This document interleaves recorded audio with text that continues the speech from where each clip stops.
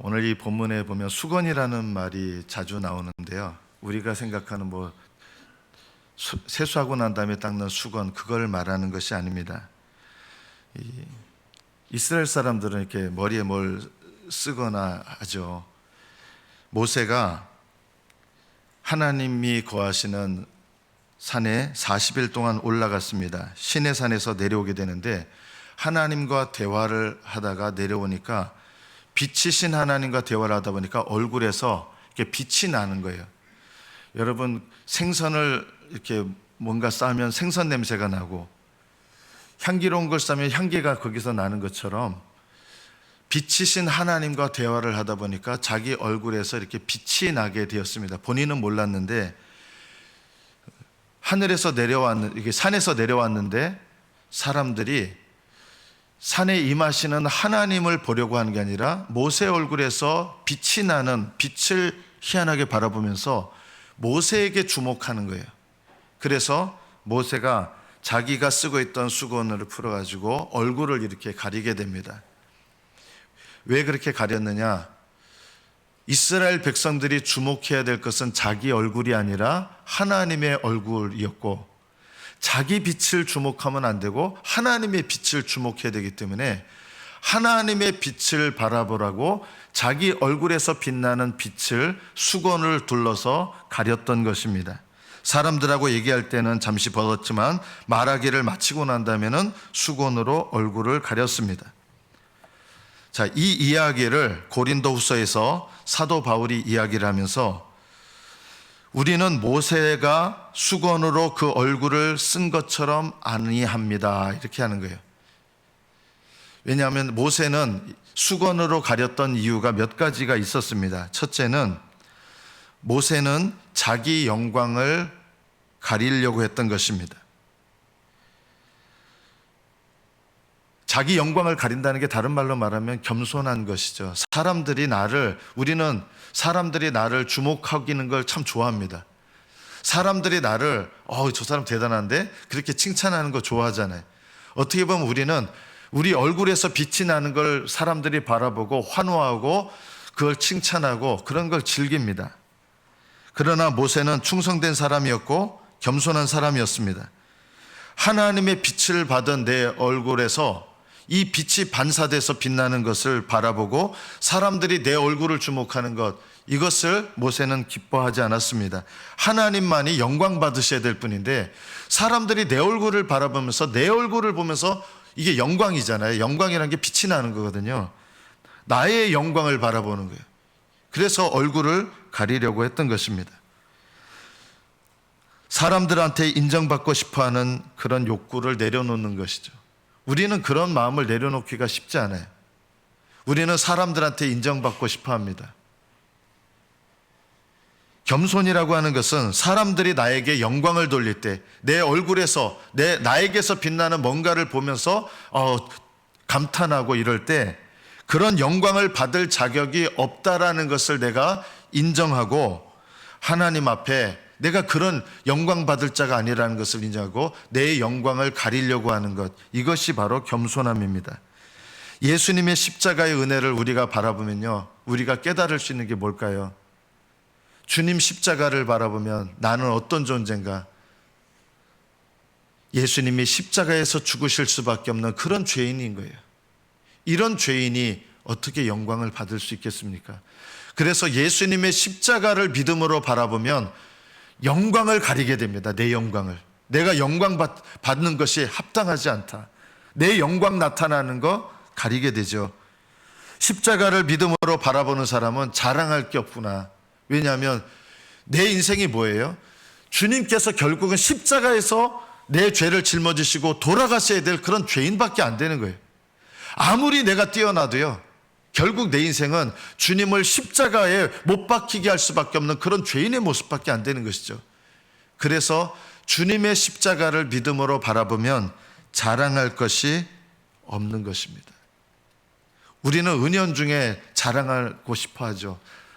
자식 자랑하고, 하나님께서 내게 주신 은혜도 또 자랑합니다. 이렇게 나한테 많은 은혜를 주셨다고, 내가 이런 은혜를 받기에 합당한 사람인 것처럼 우리 자신에게 영광 돌리고 싶어 합니다.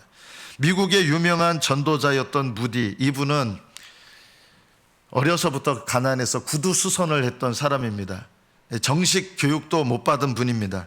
그러나 이분은 하나님께서 부르셔서 수많은 사람들의 영혼을 구원하는 놀라운 전도자로, 그리고 정식 교육을 받지 못했는데 이분은요, 하나님 말씀을 전하는데 그 말씀이 정식 교육을 받은 수많은 다른 어떤 목회자들보다 더 믿음의 이 말씀의 영향력이 있었습니다. 미국 전역을 돌아다니면서 복음을 증거하는데 어느 곳에서 어떤 분이 이제 설교를 듣고 이제 15분 동안 이제 설교를 했는데 어느 대학 교수가 이제 나왔습니다. 대학 교수가 보면 이 분이 얼마나 우습게 보이겠어요? 그래서 이 대학 교수인 분이 나와서 이 무디 목사에게 이런 얘기를 했습니다. 무디 선생님, 당신이 지금 15분간 설교하면서 문법에 맞지 않는 것이 16군데나 있었어요. 이런 거예요. 얼마나 좀 교만한 마음입니까? 설교를 안 듣고 이분이 똑똑하니까 업신여기는 마음으로 설교를 들은 거죠. 문법도 틀려요. 제대로 배우지를 못하셨던 분이기 때문에 15분 설교하는데 문법적으로 틀린 곳이 16군데나 있었습니다. 이렇게 얘기했습니다. 그런 말을 들으면 어떤 마음이 듭니까? 보통 화가 치밀죠. 설교를 안 듣고 뭐 했습니까? 뭐 보통 이렇게 할 텐데 이 무디 목사님은 부끄럽게, 남이 부끄럽게 한 거니까 얼굴이 벌겋게 이제 달아올랐습니다. 그러나 이렇게 얘기를 했습니다. 제가 배운 것이 없는 사람이라 그렇습니다. 비꼬는 말로 한 건 아니에요. 제가 배운 것이 없는 사람이라 그렇습니다. 저는 비록 그렇지만 무식하지만 복음을 전하기 위해서 제가 가지고 있는 한에서 저는 최선을 다합니다. 참 겸손한 분이죠. 이렇게 겸손하기 때문에 하나님께서 능력 있게 쓰신 거죠. 얼마나 많은 영혼을 구원했는지 모릅니다. 일제강점기 시절에 조만식 장로라는 분은 우리 민족의 민족주의자고 대단히 유명한 분입니다. 이 오산학교라는 곳에서 교장으로 있을 때 그때 학생으로 가르쳤던 분 중에 한 분이 우리가 잘 알고 있는 순교자 주기철 목사님입니다. 이 조만식 장로는 교장이었고 주기철 목사님은 학생 신분이었어요. 자기 제자였던 이 주기철 목사님이 신학을 하게 되고 목사 안수를 받게 됐는데 이 조만식 장로님이 섬기는 교회에 담임 목사로 오게 되었습니다. 담임 목사로 왔지만 사실은 자기가 가르쳤던 학생이잖아요. 예전에는 스승의 그림자도 밟지 못하고 이런 때였는데 자기가 가르치던 학생이 담임 목사로 오게 된 거예요. 그런데 어느 날 이 조만식 장로님이 예배 시간이 지나도록 손님과 이야기를 하다가 교회에 들어왔는데 좀 늦은 거예요. 그분하고 어떤 얘기를 했는지 모르지만 쓸데없는 얘기 하시는 분은 아니었겠죠. 근데 이 주기철 목사님께서 설교를 하다가 이 장로님이 좀 예배 시간에 늦으셨잖아요. 그래서 조 장로님, 오늘은 의자에 앉아서 예배 드리지 마시고 서서 예배를 드리십시오 한 거예요. 요즘 같으면은 이렇게 되면 어떻게 됩니까? 교회가 완전 난리 나죠. 요즘 같으면요. 서서 예배를 드리십시오라고 얘기를 했습니다. 보통 사람 같으면 어떻게 반응합니까? 화가 나서 나가거나 이렇죠, 보통. 아니면 성품이 못된 분은 그 자리에서 막 손 삭대질하면서 막 이럴 수도 있고요. 그리고 대부분은 아마 하면서 이렇게 서서 예배를 드리라 했지만 내가 앉아서 예배 드리면 어찌할 거야 하고 앉아가지고 아마 이렇게 예배를 드렸을 거예요. 그런데 이 조만식 장로님은 목사님 말한 대로 예배 끝날 때까지 서서 예배를 드립니다. 그리고 이 주기철 목사님이 설교를 마치고 거기 서 계시는 장로님, 조만식 장로님, 이제 기도해 주십시오 하고 기도해 달라는 거예요. 보통 사람 같은 이렇게 할 텐데 이 조만식 장로님 나와서 기도를 하십니다. 대표 기도로 이렇게 기도하셨답니다. 하나님, 나의 죄를 용서해 주시옵소서. 거룩한 주일에 하나님 만나는 것보다 사람 만나는 것을 더 중요시한 죄를 용서하옵소서. 이렇게 기도를 드리면서 대표 기도를 드리셨습니다. 그리고 기도를 드리신 다음에도 예배 끝날 때까지 끝까지 서서 예배를 드리셨습니다.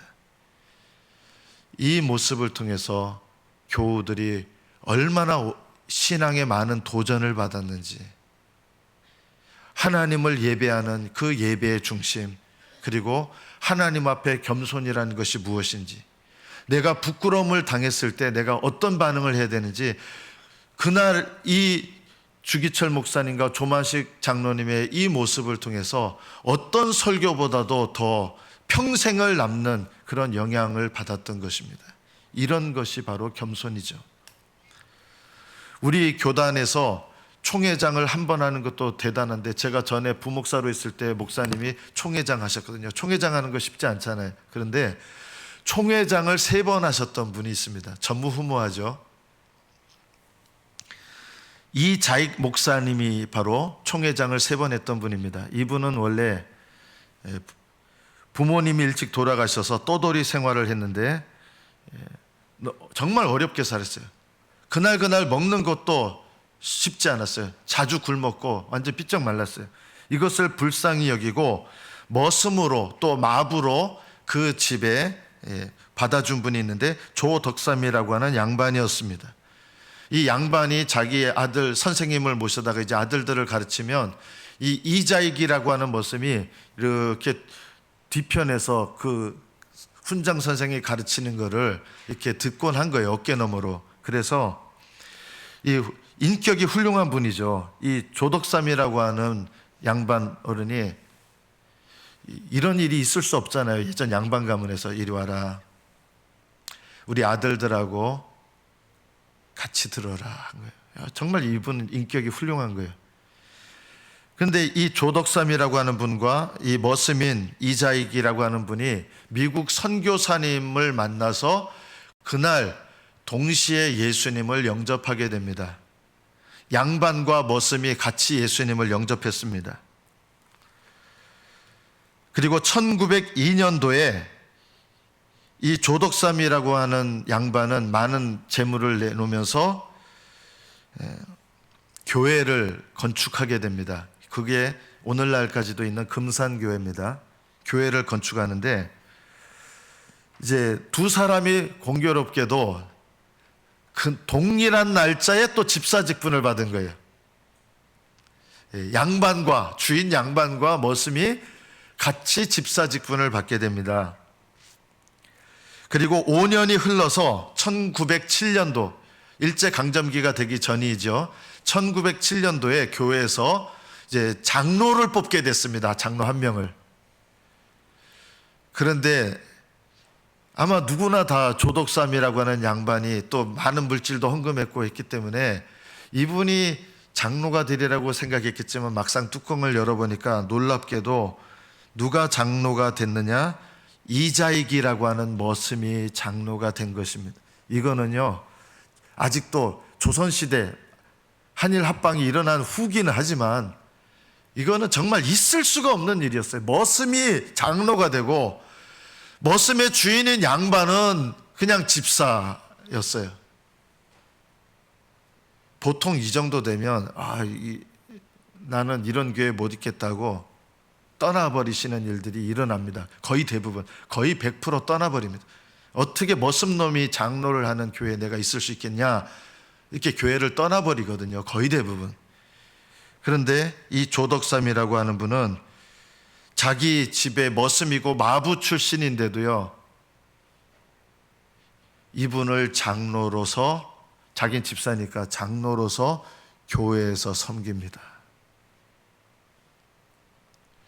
저는 겸손이라고 하는 말을 들을 때 이분처럼 대단한 분이 없다, 저는 개인적으로.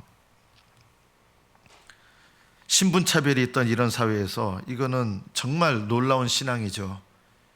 그리고 이 조덕삼이라고 하는 주인은 장로가 된 이자익이라는 분을 어디로 보내냐면 평양신학교회에 보내서 그 비용을 자기가 책임집니다.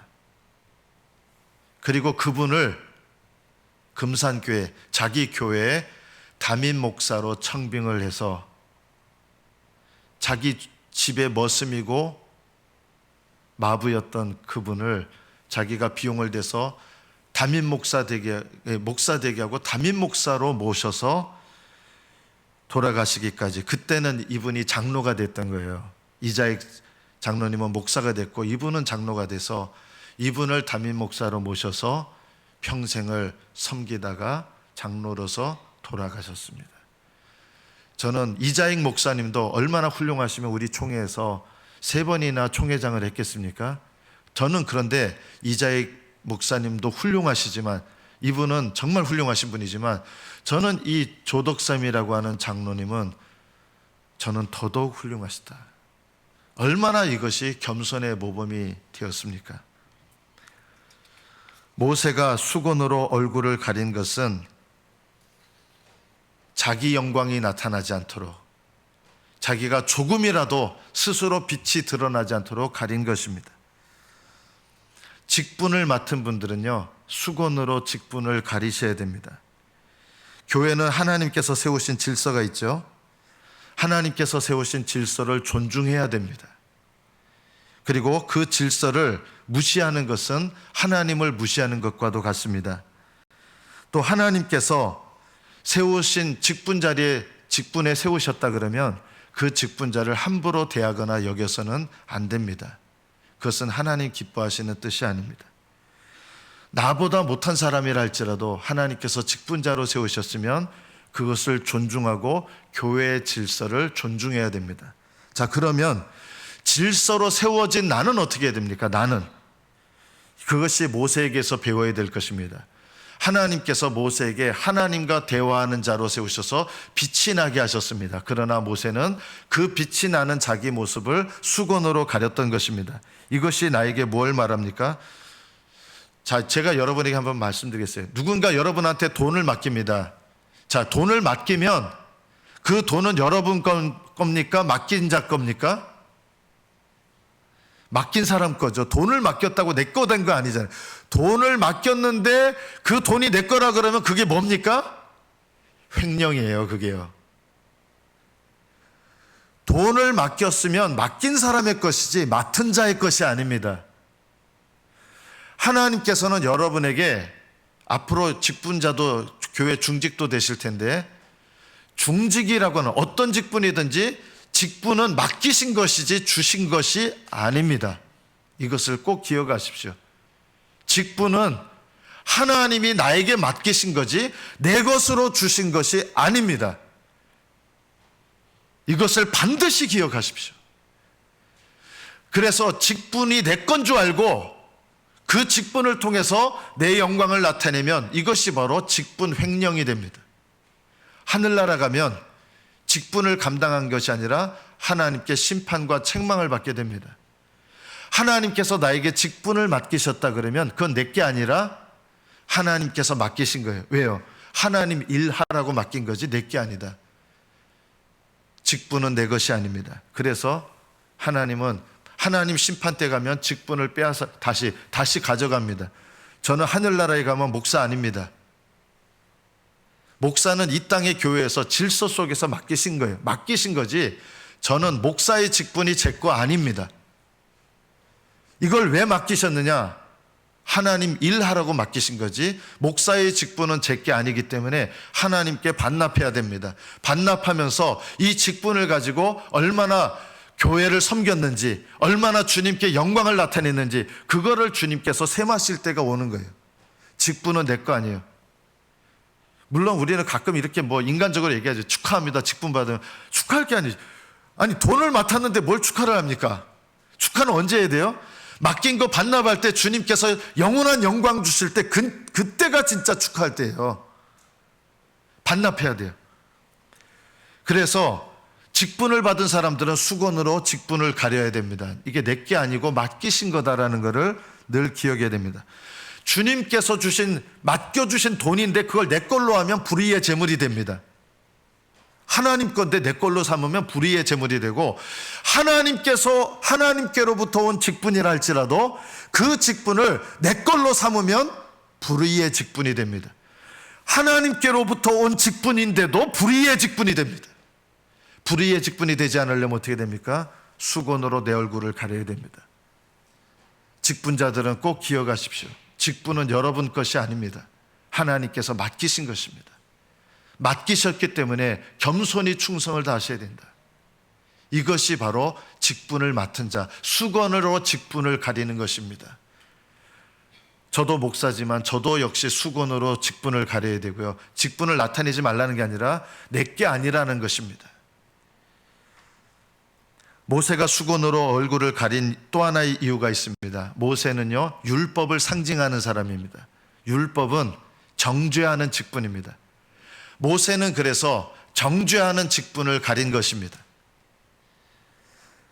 달걀은 좋은 거잖아요. 저는 혹시 오해하지 마세요. 이 얘기를 하면 꼭 신방할 때 달걀말이가 꼭 매 집마다, 저 달걀말이 진짜 좋아하거든요. 그래서 아내가 제 마음을 이렇게 기쁘게 해주려고 할 때 꼭 달걀말이, 저는 제 아내가 만든 달걀말이가 이 세상에서 제일 맛있습니다. 아내기 때문에 그런 게 아니라 진짜 잘 만들어요. 맛있습니다. 그 달걀이 얼마나 좋은 거겠습니까? 근데 그 달걀로 요즘 뭐 합니까? 정치인들 뭐 할 때 저기서 막 사람 모욕한다고 던지기도 하고. 달걀은 좋은 건데 그 달걀 가지고 남을 모욕하는 데 쓰는 거예요.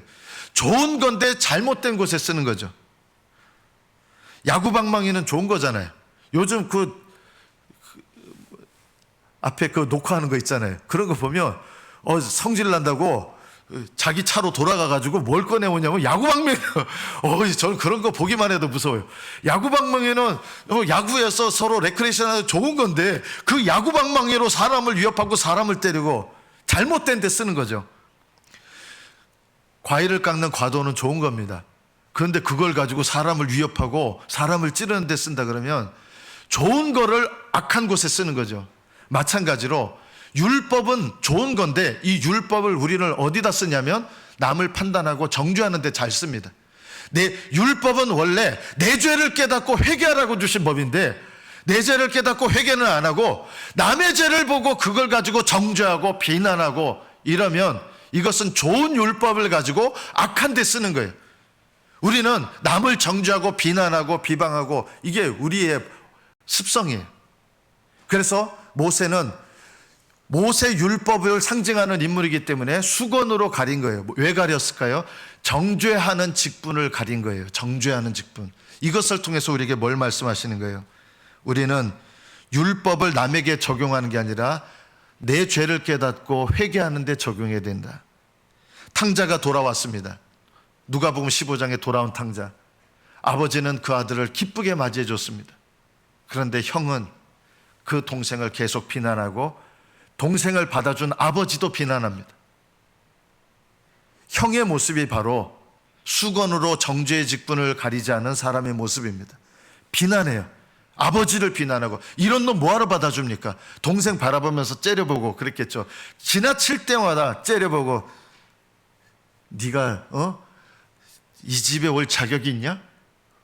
하면서 이렇게 보면서 이러면 안 되는 거예요. 우리는 모세가 정죄의 직분인 율법을 상징하는 인물이기 때문에 다른 사람을 비방하고 판단하고 정죄하는 잘못된 율법의 사용, 남을 정죄하는 이것을 가리고 율법은 좋은 것인데 뭘 해야 좋은 것이냐? 내 죄를 깨닫고 하나님 앞에 회개케 하는 것, 내가 회개하는 것. 이렇게 율법을 쓰면 율법은 좋은 것입니다. 이것이 바로 수건으로 가리는 것입니다. 자랑하는 것 가리시고 내 직분을 가리시고 정죄하는 것을 가리십시오. 두 번째로 벗어야 될 게 있습니다. 뭘 벗어야 됩니까? 사도 바울은 모세처럼 우리는 가리는 것이 아니라 우리는 오히려 수건을 벗습니다 했어요. 왜 반대같이 얘기했을까요? 이거는 반대한 게 아니에요. 다른 의미에서 얘기한 거예요. 우리는 수건을 벗습니다. 어떻게 하는 게 수건을 벗는 걸까요? 하나님 앞에 내가 죄를 고백하며 드러내는 것, 이것이 수건을 벗는 것입니다. 이것은 좋은 것입니다. 하나님께 죄를 고백하며 내놓는 것. 저는 우리 교회가요, 죄를 고백하며 드러내도 서로 비난하지 않고 정죄하지 않는 그런 교회가 되기를 기도합니다. 이게 너무 중요해요.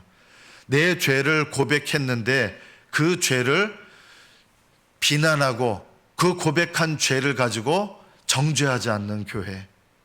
우리는 이것을 꼭 가져야 됩니다. 누군가 그 죄를 고백했을 때 고백한 죄는 결코 비난하거나 정죄해서는 안 됩니다. 수건을 벗고 드러낼 수 있는 교회. 저는 저기 판교에 있는 우리들 교회 보면 좀 부러운 게 있어요. 그 교회는 자기 죄를 드러내요. 그러나 아무도 비난하고 비방하고 정죄하지 않아요. 오히려 그 사람을 위해서 기도해 줘요. 이게 얼마나 아름다운 겁니까? 저는 이거야말로 기독교다. 저는 이게 기독교다. 기독교는 죄를 무조건 쉬쉬하고 덮는 곳이 아닙니다. 그러나 수건을 벗고 나의 죄를 드러냈을 때 아무도 그것을 비방하거나 그것을 정죄하는 것이 아니라 같은 마음으로 기도해주고 그 죄를 벗어나고 이겨낼 수 있도록 도와주는 것. 이것이 진짜 기독교다. 중국의 문화대혁명, 제가 이 세상에 태어났을 때 1966년도에 그때 중국에는 문화대혁명의 시기였습니다. 정말 기독교인들이 탄압을 받는 그런 때였습니다. 그 당시에 쾅이라고 하는 이분은 하나님의 사람이에요. 한 100만 명 정도에게 복음을 증가했어요. 물론 100만 명이 이분 통해서 믿었다는 건 아니지만 100만 명이 되는 사람에게 복음을 증가하고, 이분의 자녀들 셋인데 큰아들은요 공산당한테 맞아서 순교당합니다. 이분 남편하고 같이 감옥에도 들어가고 머리를 공산당들이 박박 밀어가지고 빡빡 깎은 상태에서 질질 끌고 다니고 고문하고 감옥에 가두고, 이런 고난 속에서 복음을 전했던 분입니다. 이 부인이 마마쾅이 당국으로부터 소환을 당해서 이제 구속이 되고 조서를 쓰게 됐습니다. 조서를 받는 사람이 다그치면서 이렇게 얘기했습니다.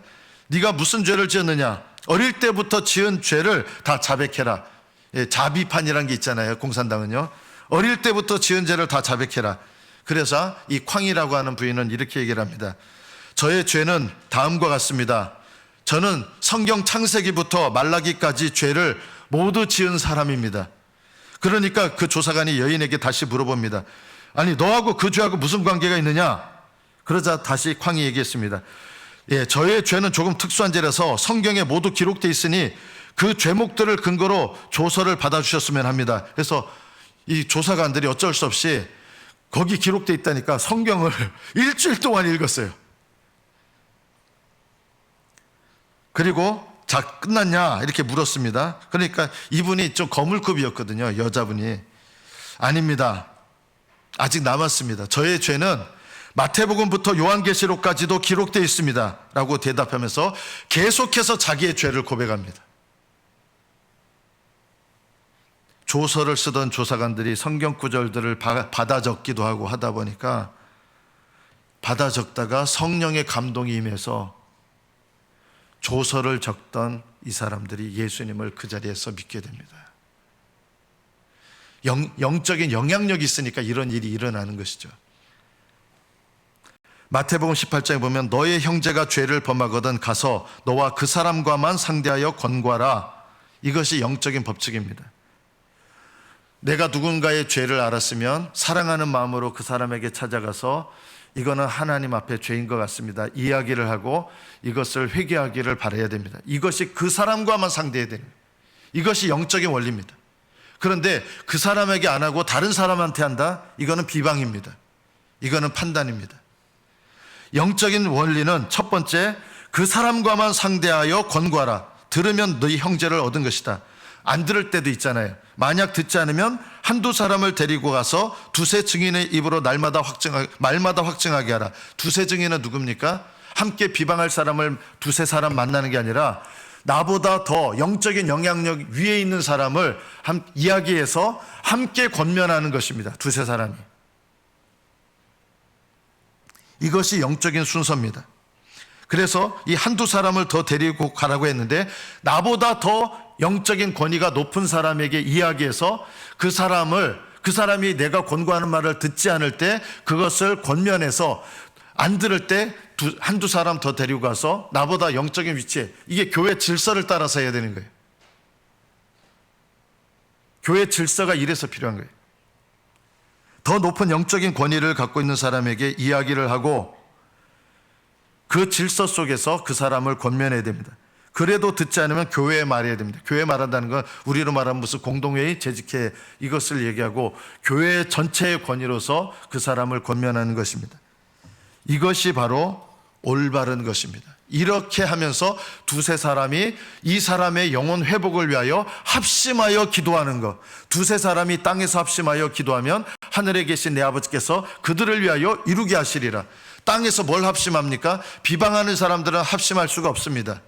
그 사람의 영혼을 위하여 정말 짐지고 사랑하는 마음으로 권면하고, 사랑하는 마음으로 권면하는 사람 두세 사람이 함께 모여서 합심하여 기도하면 그 영혼을 변화시키시고 그 합심하여 기도하는 영혼들의 기도에 하나님이 능력으로 응답하신다는 것입니다. 이런 것이 일어나는 교회가 복된 교회입니다. 저는 우리 교회가 이런 교회가 되기를 바랍니다. 이걸 위해서 저 기도하고 있습니다. 우리 교회 이렇게 돼야 됩니다. 비방하는 사람 두세 사람이 모이는 것이 아니라 합심하여 기도하는 두세 사람, 정말 그 영혼을 위하여 중보하고 그 영혼을 위하여 사랑으로 권면하고 죄를 무조건 덮고 쉬쉬하는 것이 아니라 사랑 안에서 담대하게 이야기할 줄 알고, 그래서 두세 사람이 성령 안에서 합심하여 기도하고 권면하는 것, 이것이 바로 진정한 교회입니다. 저는 마지막으로 우리 교회가 내 직분이 내게 아니라 수건으로 직분을 가려서, 그리고 성도들끼리 서로 겸손한 마음 가운데서 사랑하는 가운데서 권면할 줄 알고 기도할 줄 알고, 정말 사랑으로 기도하면요 비방하지 않아요. 비난하지 않아요. 그 영혼을 위해서 돌이키지 않는 영혼이 있으면 그 영혼을 위해서 울면서 기도하게 될 거예요. 그리고 하나님은 그 기도를 기쁘게 받으십니다. 내가 너희에게 이르노니 이와 같이 죄인 한 사람이 회개하면 하나님 앞에 하나님의 사자들 앞에 기쁨이 되느니라. 겨자씨 안 할 만한 믿음이 여러분과 저에게 있기를 바랍니다. 겨자씨 안 할 만한 믿음은 뭐예요? 작은 믿음을 말하는 게 아니라 순종하는 믿음이에요. 순종하는 믿음. 너희에게 겨자씨 안 할 만한 믿음이 있었더라면 이 뽕나무더러 뿌리가 뽑혀 바다에 심겨라 했을 것이요 그것이 너희에게 순종하였으리라. 하나님, 이 집은 기도하는 집입니다. 여러분 필요한 것만 구하는 집이 아니라 두세 사람이 함께 합심으로 기도하고 연합해서 기도하고 하나님 앞에 거룩함을 위하여 기도하는 집, 이것이 아버지 집이요 우리 교회의 목적입니다. 저는 우리 교회가 이런 기도하는 집이 되기를 축복합니다. 형제들아, 내가 하나님의 모든 자비하심으로 너희를 권하노니 너희 몸을 하나님이 기뻐하시는 거룩한 산제물로 드리라. 이는 너희가 드릴 영적 예배니라. 이 영적 예배가 드려지는, 몸을 드리는 예배, 오직 선을 행함과 서로 나누어 주기를 잊지 말라. 하나님은 이 같은 제사를 기뻐하시니라. 이것이 진정한 예배입니다. 선을 행하고 서로 가난한 자들을 돕고 나눠주는 것. 저는 이런 영의 직분, 이게 바로 영의 직분이고 영의 직분자들이 모인 곳이 바로 신령한 교회입니다. 저는 우리 교회가 이렇게 되기를 바라고, 우리 교회가 이렇게 될 수 있습니다. 이렇게 우리 교회가 하나님 기뻐하시는 영의 교회가 되기를 원하십니다. 우리 교회 여러분 각자가 수건으로 가리시고 동시에 수건을 벗으셔서 하나님의 영광을 나타내시는 복된 직분자들, 복된 주의 일꾼 되시기를 축복합니다. 기도하겠습니다.